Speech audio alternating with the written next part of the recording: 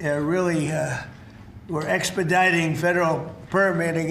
You know, the federal permitting, and a lot of it is Lee Zeldin, who's been fantastic, but federal permitting is such a big deal. And we're doing that.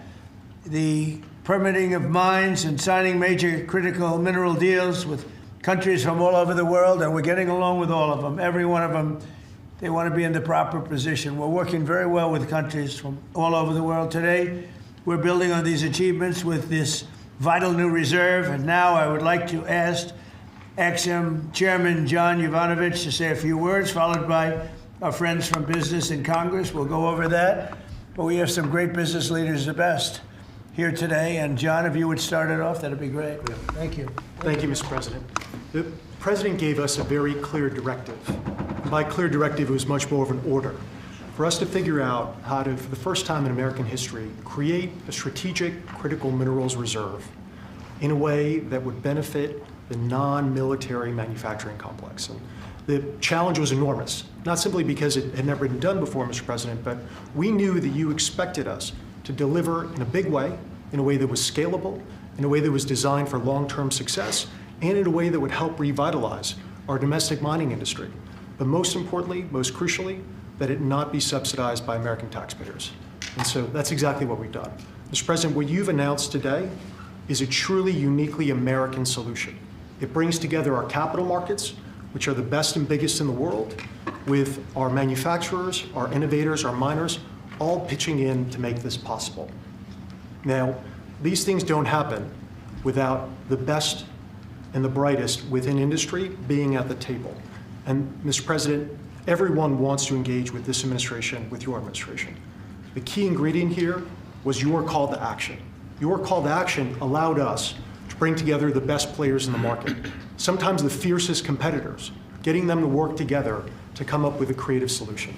Now, in addition to our great team at the Export-Import Bank, who worked around the clock, led by Brian Greeley, Jeff Wilson, Sarah Whitten, many others, we benefited from having the biggest manufacturing CEOs, the smartest market players at the table, all looking to solve this problem.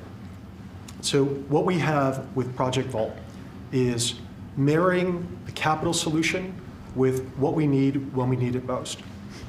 And the best part about it is that the American taxpayer will earn a return on financing the first ever strategic critical minerals reserve in history. And we thank you, Mr. President, for allowing this to happen. All of the people around us today help make it possible. Our cabinet secretaries, our top CEOs, their teams, top market players, whether it be GM, GE Vernova, Boeing, Clarios, Google, Mercurio, especially Brian Fallick, Hartree, Traxxas, our friend Robert Friedland. All of us work together, Mr. President, to deliver this for you, and for the American people, so that manufacturers and workers all across the country can rest assured they'll have what they need when they need it most. So, and you're covering everything with this. We're not just doing certain minerals and rare earths. We're doing everything. Everything on a critical What about list. Magnets? We're focused on the critical raw materials, and we anticipate that led by our great manufacturers, will help breed even more solutions. Great job. Thank you very much. Doug Burgum, please. Mr. President, again, I want to echo what John said, which is a great thank you to you. You've set the direction, and when you took office, you've done more in the last year for mining and minerals in our country, perhaps than any president in history. Just like drill, baby, drill, you said mine, baby, mine. And what's happened in our country is you've led us through deals with equity deals for the first time. The United States of America is driving equity deals to help sustain and balance this market. You unlocked Alaska with the Amber Road project. That opened up over 1,700 mining claims in Alaska. And of course, on beautiful clean coal, we've got critical minerals that are co-located with that coal, and we've unlocked that. The Biden administration did 0 coal leases during the last 4 years. You've done hundreds of millions of tons of coal leases. That's going to help drive electric prices down in America. Permitting, you mentioned this in your remarks. There were some permits that had lingered for 29 years. They got done in 4 months last year under your administration. And under your emergency authorities, some of these permits got done in as short as 12 days. You helped create a club of nations to help balance out the fact that we didn't have markets that were functioning around critical minerals. You led off with Australia, Japan, Korea, Saudi Arabia, and Thailand. This week we'll announce 11 more countries that are joining that club of nations as part of this global coalition. And behind that in the pipeline, there's 20 more nations that want to join under your leadership to allow for trade of critical minerals. And then here we stand today with the teamwork that was described. This would not have been possible without the incredible cabinet that you put together. Marco Rubio, Scott Bessent, Howard Lutnick, Chris Wright, and many others were involved in bringing this together through the vision. Standing with us today are some of our chairmen of our great congressional leadership who also have supported this and helped us find a way to do this without any appropriations. This is happening without tax dollars. And of course, our team on the ground here at the White House, including David Copley and everybody else at the NSC, David leading the global supply chain work, the folks working with the Ex-Im Bank team, working around the clock to make all this happen. So again, when you lead, when you put out a challenge, the teamwork happens. And then here we stand today. This is the largest Ex-Im Bank deal in the history of the Ex-Im Bank by more than double. And this is going to help drive national security. It's great for American manufacturers. It's great for American workers. Congratulations, President Trump. Thank you. You're doing a fantastic job, Doug. Thank you. Could I ask Mary Barra, the Chairman CEO of General Motors, which is setting records every single day, and she's doing a fantastic job, to say a few words and also discuss how good the car business is now in the U.S., please? Well, Mr. President, I want to thank you for your commitment to strengthening U.S. manufacturing and supporting the auto industry. I also want to thank your cabinet and members of Congress and the whole team here that made this possible today. Having a resilient supply chain is critical for our nation, and it's critical for all industry, especially the auto industry. We have been strengthened with many of the different policies that have been put in place over the last year. So I want to thank everybody for that. It not only supports U.S. manufacturing, it supports job creation. It also supports the consumer. So thank you. And business is held very strong. We still see a strong consumer, so I'm excited about 2026. I think it's going to be a record with all of your new plants opening up and everything else in our country. So in our country. Robert? Please. Mr. President, thank you so much for what you've achieved. Everything we touch, we either grew it agriculturally and you've helped the farmers, or we mined it. All these cameras you see in front of you, they were mined. Every time you pick up a hand phone, it was mined. And so stimulating the ability for the miners in this country to help you industrialize the country, they're the salt of the earth, and we're super excited that America is doing something for not only our national security, but for the reindustrialization of the country, because you can't reindustrialize Detroit with a lot of metal. And I'm telling you on behalf of every miner I know, they're elated at the breakthroughs that have been achieved here. They'll make a lot more cameras in the future. And maybe you could help us teach everybody that everything you touch like that, somebody mined it. And we need your support, and we're really happy to get it. And congratulations, you're in the Hall of Fame. Is that the Rare Earth Hall of Fame or Minerals Hall of It's a Fame? bunch of pictures of dead guys that go back to Herbert Hoover, who was a miner. Mining's down to 1% of the S&P 500, but really everything you touch needs mining. And this is the first administration with your support where we've got hope. We can go out and really do it. So as I last met you in Saudi Arabia with Mohammed bin Salman. We're working in Chile. Right. We want to bring these metals back to the United States and refine them and use them right here. And the vision of this administration, Howard Lutnick's been helping a lot. A lot of people at Ex-Im Bank have been helping a lot. I'm just telling you, the morale of the miners is sky high. Doing a great job. Thank you very much. Congratulations. That's a big deal. Thank you. Thank you. How about French Hill? Say a few words, please. Thank you, Mr. President. Well, on behalf of Congress, Chairman Westerman could talk about how he's helped unleash the ability to mine through permitting reform. And Senator Marino and I serve on the House Financial Services Committee and Senate Banking Committee. And we're best in this country when we take the private sector and we leverage it to unleash the directions that you're made. And so together with our reauthorization of the Ex-Im Bank, we leverage that resource with private sector dollars to make this a success. And it's going to be a huge strategic change in America's industrial capacity.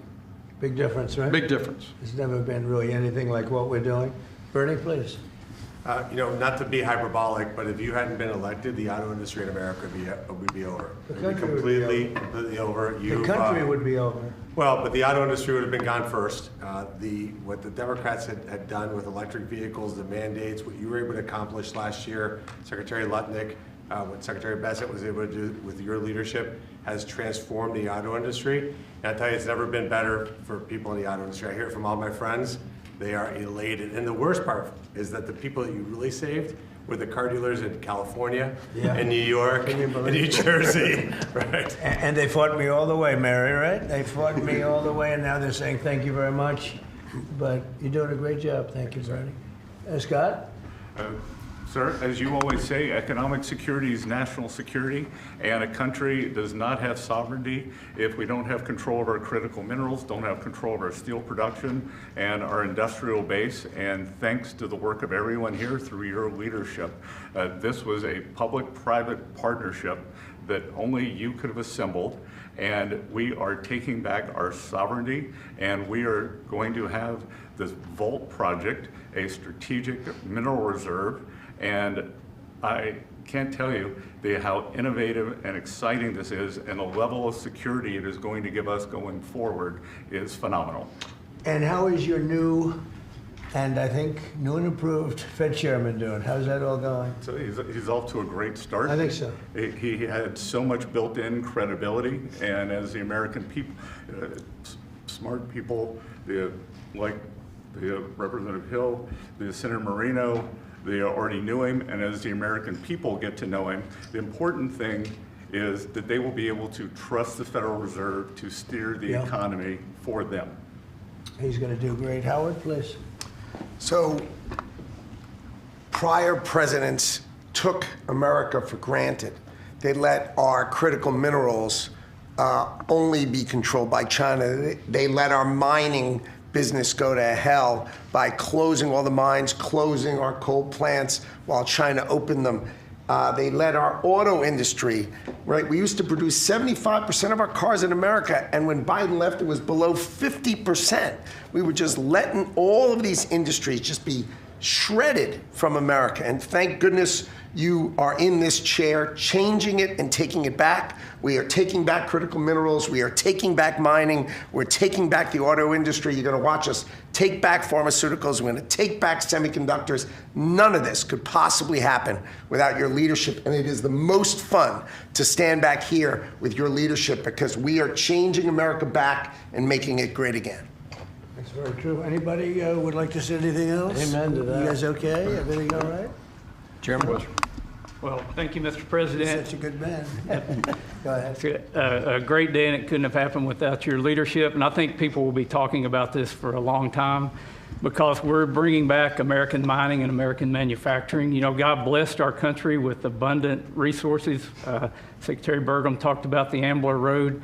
49 critical minerals that can be mined in sufficient quantities just in that one area, but from northern Minnesota, Arizona, my home state of Arkansas, we are blessed with all these minerals. They're just in the ground.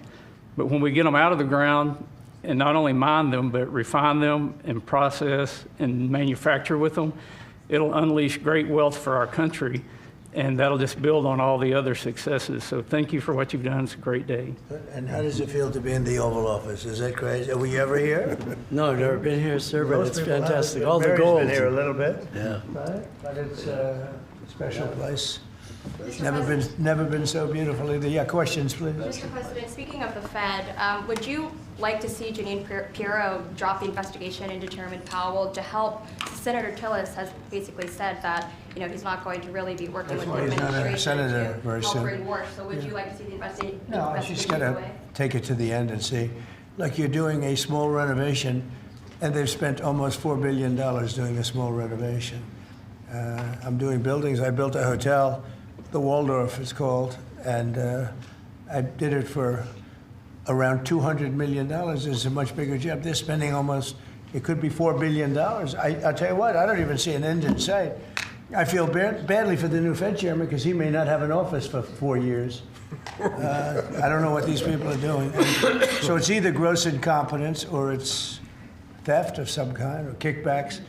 I don't know what it is, but Janine Pirro is incredible, and she'll figure it out. But no, you want to take it and just find out what happened, because we can't go around doing a renovation of a small little complex, very small, couple of little buildings, and spend billions and billions of dollars on it. Something went wrong. We have to find out what it was. Yeah, please. Mr. President, thank you. Speaking of renovations, you announced you wanted to build a new and spectacular entertainment complex at the Kennedy Center. Right. Do you plan on tearing it down, and how much will all of the renovations cost? Probably around $200 million. And, you know, it's funny, in real estate and building, I've done so much of it. I've done so well with it. You want to sit with something for a little while before you decide on what you want to do. And, you know, we sat with it. We ran it. It's in very bad shape. It's run down. It's dilapidated. It's sort of dangerous. Things fall out of ceilings. You've seen it. And we had some big events there. We had a lot of great events there over the last year, but you can't do any work because people are coming in and out, and you have the workmen. We have a marble man over there the other day. He said, you know, every time I put down a piece of marble, people are stepping on the marble. They don't even have time to dry. And you can't do the same quality job if you close it, and, you know, we're fully financed. And so we're going to close it, and we're going to make it unbelievable, far better than it ever was. And we'll be able to do it properly. I was thinking maybe there's a way of doing it simultaneously, but there really isn't. And we're going to have something that when it opens, it's going to be brand new, beautiful. I'm not ripping it down. I'll be using the steel. So we're using the structure. We're using some of the marble, and some of the marble comes down. But when it's open, it'll be brand new and really beautiful. It'll be at the highest level. We can do a much better job, probably in a way a faster job in terms, you know, because when you do it piecemeal, for instance, they have a play tonight, and you can't do anything. You have to pull out everything. And you can't have stanchions all over the place, and people are walking in to see a play. So we'll be closing it sometime around July 4th. It's like we'll close it on July 4th in order to do something great for America. And then we're going to build it. We have great contractors. We're going to build it, and we'll do it right. We're using the highest grade marbles, the highest grade everything. It'll be brand new. Tremendous carriers putting in the air conditioning, or I guess they're a bidder, but they're probably going to get it. Carrier. We're going to have all brand new air conditioning, heating. The steel will all be checked out because it'll be fully exposed. You know, it's been up for a long time, but as anybody knows, it was in very bad shape. Wasn't kept well before I got there. So we're going to make it. I think there won't be anything like it in the country. Sir, Mr. President. Yeah, please. About your meeting with President Petro later this week, he's been quite critical of you since you spoke back in January after the Maduro raid. What would you like to hear from him tomorrow in terms of drug trafficking in Venezuela? What are your expectations? I mean, he's been very nice over the last month or two. He was certainly critical before that, but somehow after the Venezuelan raid, he became very nice. He changed his attitude very much. So, no, I look forward to seeing him. He's coming in. We're going to be talking about drugs because tremendous amounts of drugs come out of his country. And I look forward to see. We're going to have a good meeting. Yeah. Mr. President. Steve Witkoff is going to be with the Iranian foreign minister on Friday. What are you hoping he'll get out of that meeting? Well, you're going to have a lot of things are happening. You have Iran, and you have Russia, Ukraine, and you have the Middle East. We have a lot of things going. A lot of problems were here for a long time before I got here. We settled 8 wars, and I think we're doing very well with Ukraine and Russia. For the first time, I'm saying that. You know, I think we're going to maybe have some good news. We're losing 25,000 people a month are being killed in that war, ridiculous war. 25,000. It was 31,000 last month. Think of it. Young, beautiful kids, you know, the kids of parents, their parents. It doesn't affect us in one way, but in another way, it's 25,000 souls that if I can solve it. You know, we're not spending money like Biden did. He gave $350 billion away. I make everyone pay. And the United Nations, you know, they're a little bit involved. But if you look, take a look at what's happening, the countries of Europe are paying us for the weapons. So we have NATO paying, we send missiles over there, they pay us in full. It doesn't cost us 10 cents. And we make money, I guess, but I don't even want to talk about that. Because what I really want to do is save those people from dying. They lose, Mary, can you imagine 25,000 to 30,000 people a month? That's like a stadium full of people every single month. And, you know, I mean, I was blessed with something where I can get these things done. Got 8 of them done. I thought all 8 were going to be more difficult than this one. I thought my relationship with President Putin would give us a, much easier road, but there's tremendous hatred between Zelensky and Putin. Tremendous hatred. I mean, it's a shame, but it's taken longer than we thought. I did call up President Putin, and he's agreed. He's put it out too. They have the same cold wave that we do. Maybe different because it's pretty far away, but it's the equivalent. And Ukraine's a very cold country. It's much colder than us. It's colder than, they say, on average, it's Canada or colder. And on top of that, they have a tremendous cold wave. And I asked him if he wouldn't shoot for a period of 1 week, no missiles going into Kiev or any other towns, and he's agreed to do it. So it's something. What about Iran's nuclear program? Do you think Mr. Witkoff can get a deal on that? Well, we're talking about that. We have ships heading to Iran right now, big ones, biggest and the best. And we have talks going on with Iran. We'll see how it all works out. Mr. President, when did you speak with Mr. Putin? President, the Pentagon released National Defense Strategy last week, and it says... Where are you from with that nice I'm accent? from Europe, Good. from Lithuania, Baltic states. Good. National Defense Strategy says that U.S. will provide critical but only limited support for European defense. What does that mean, limited support? Will the U.S. still provide... Well, we get along very well with Europe. I do. Because, don't forget, I got the GDP lifted from 2% to 5%. Nobody thought that could be possible. And they're giving us a lot of that money. We have the best military equipment. We're selling it to NATO. But I get along very well. But Europe has to be careful because, there are those that say it's no longer recognizable between immigration and energy. It's... There's so much potential. In UK, you have the North Sea oil, and they basically close it down. And then they buy energy from Norway, which is the North Sea oil. So you figure that when Norway's got trillions of dollars, they have to be careful. You need energy, and you can't do the windmills because the windmills, you're supposed to make money with energy, not lose money. So I'm very disappointed. I love Europe. I love the people of Europe. And they have to be very careful. They're at a tipping point. You have tremendous immigration problems, and you have tremendous energy problems. It's a bad combination. So. Mr. President, thank you, Mr. President. Kristi Noem just announced that you're deploying body cameras to Minneapolis. What's your thinking behind this decision, and do you want to see this? Well, it wasn't my decision. I would have, I leave it to her. They generally tend to be good for law enforcement because people can't lie about what's happening. So it's, generally speaking, I think 80% good for law enforcement. But if she wants to do that, I'm okay with it. Remember one thing, we closed the border. I got elected on a disastrous border. And we have nobody coming in through our border anymore. We had 25 million people come in 4 years through our border. Many of them were murderers and drug dealers and mentally insane from mental institutions and insane asylums. And now we don't have anybody coming in. For 9 months now, they actually report 0. We have 0 people coming in, which I find hard to believe, but the Democrats do that report. They tend to be left-leaning that do that report. So I assume it's true. And if it's not, it's a very tiny amount of people. But we basically have a tremendously perfect, strong border. And also crime levels are at the lowest point they've been in 125 years. Since 1900, we have the best numbers, and that's despite the fact that we had a lot of criminals and murderers. 11,888 murderers came in, and we have the lowest numbers that we've had in 125 years. So, we're doing a good job. If she wants to do the camera thing, that's okay with me. Mr. President, there was one homicide in D.C. during January. Do you think this is due to your efforts, and do you think blue states should see this as a sign that they should cooperate with you? Well, if there was one, we haven't had one in a long time. D.C. has become a very safe. There was an in-house homicide. It was in-house. It was a dispute within a family.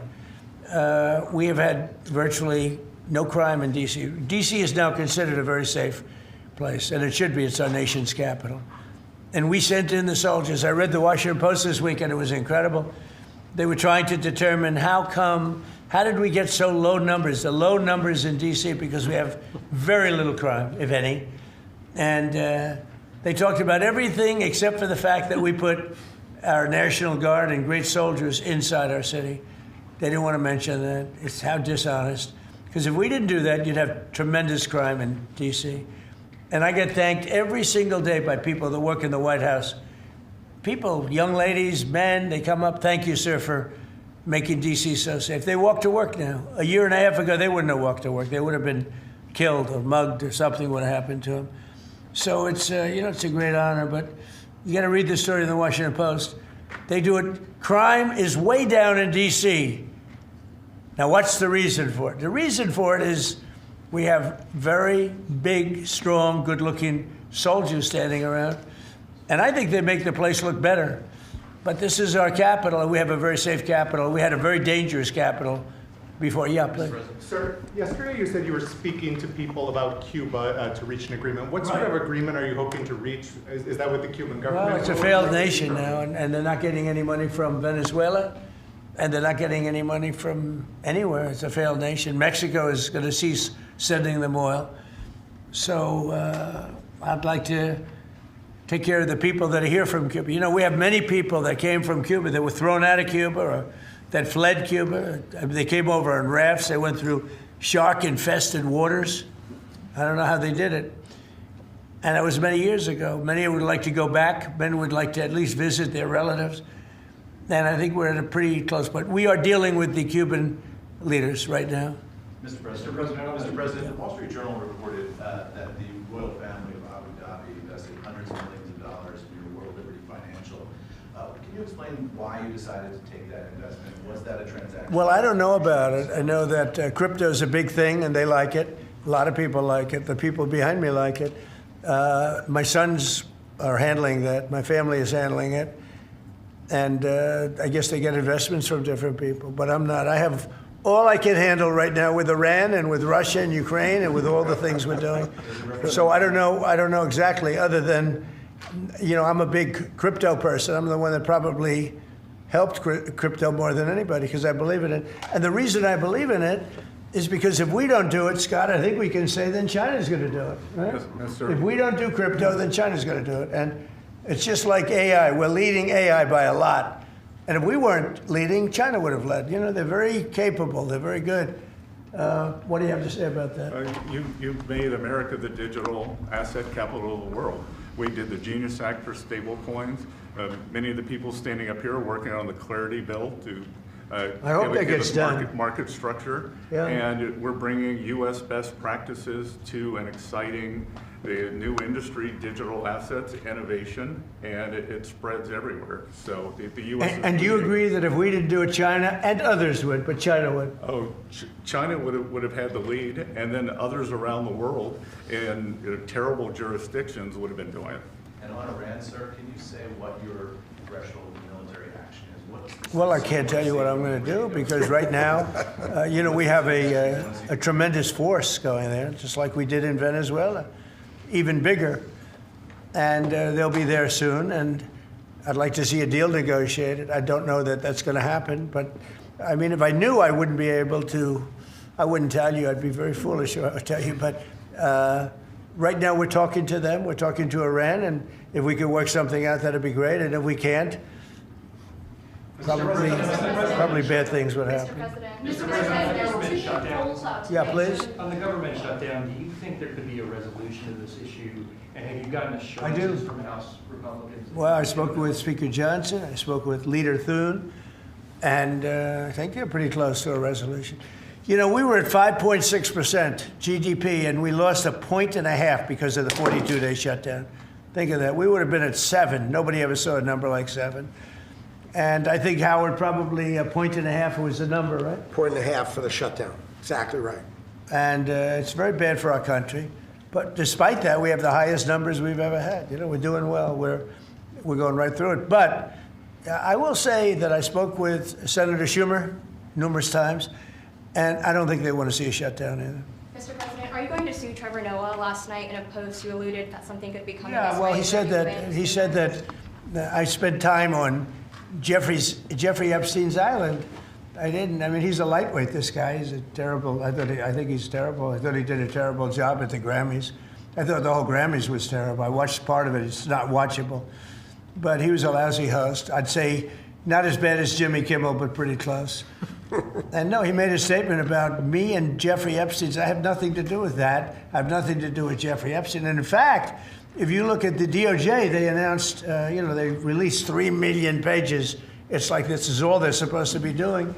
And frankly, the DOJ, I think, should just say, we have other things to do, because that whole thing has turned out, I mean, other than Bill Clinton and, Bill Gates and lots of people that there are a lot of questions about it, but nothing on me.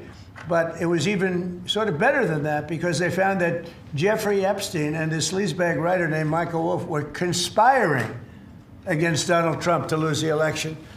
So Epstein was conspiring with a writer for me to lose the election. So right there, you know that I had nothing to do with this guy. But yeah, it's a terrible thing. The amount of time that's being wasted. When Epstein was alive, like 10 years ago, nobody cared about it.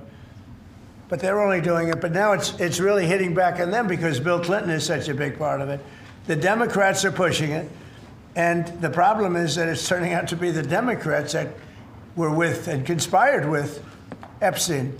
So I think you're probably going to see a little pullback from them. But think of it, they were working together to try and help me lose the election.